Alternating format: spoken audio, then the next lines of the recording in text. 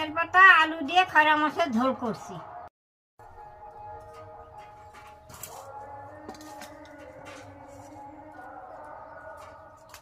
দুটো মাছ ভাজা নিয়েছি, এখন খেয়ে নেই।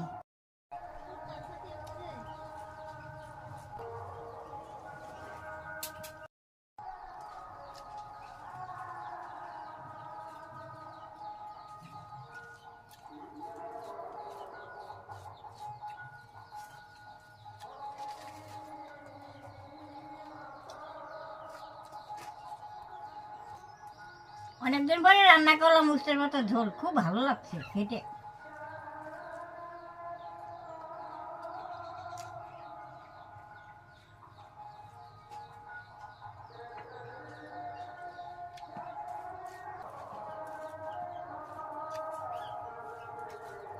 তোমরা ভিডিওটা দেখে লাইক কমেন্ট করে দেবা।